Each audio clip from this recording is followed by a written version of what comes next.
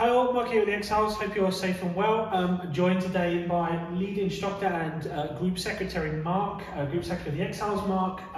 We're just together this week doing some training and we are going to do some videos. So in this first video, we just want to touch on the third play of Spada una mano, sword in one hand, okay? I'll link below a video that I've done previously about sort of explaining where sword in one hand fits within the overall sort of sword of Fiore's art, okay? It's an interesting thing with the third play because in terms of the text, it specifically says, "In all things I find you uncovered." This is a really good example of a play where certainly how we approach it is we kind of teach it one way and let it evolve.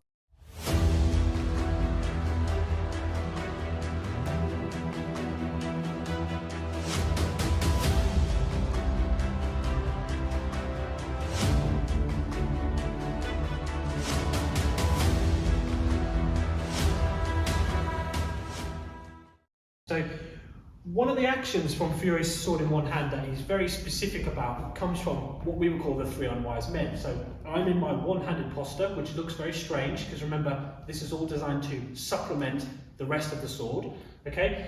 And we'll have three unwise men. One's cutting, one's thrusting, and one's throwing the weapon, okay? Now, one of the actions he describes is the beating action. So he says to come offline against the cut, to beat, and then to basically return back. So to find the third play in the manuscript, we initially do this kind of action, okay? So I'm doing the beat and I'm cutting down. And this is, if his sword was high a little bit, this is basically the image from the manuscript, okay? But this evolves, so we teach it that way because it's a good basic skill to have. It's the beating action, okay?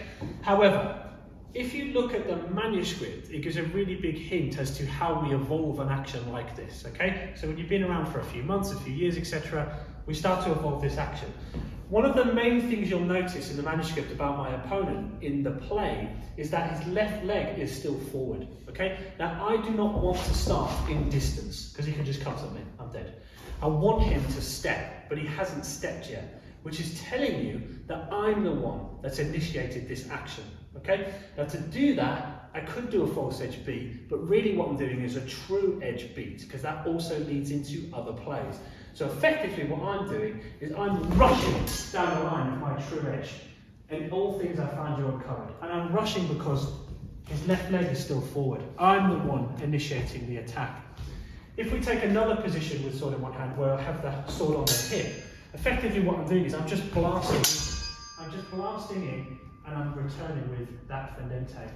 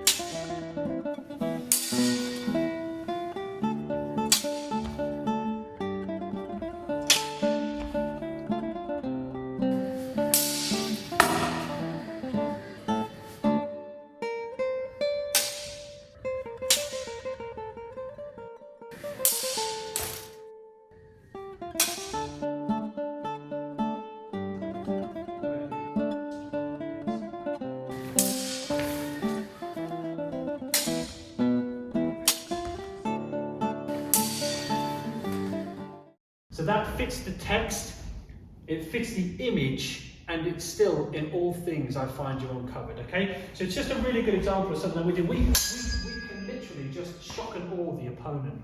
Remember, sword in one hand, it dovetails, it's situational, so we might be moving, operating two hands, etc., and I've just switched and I'm just blasting true edge straight down, okay?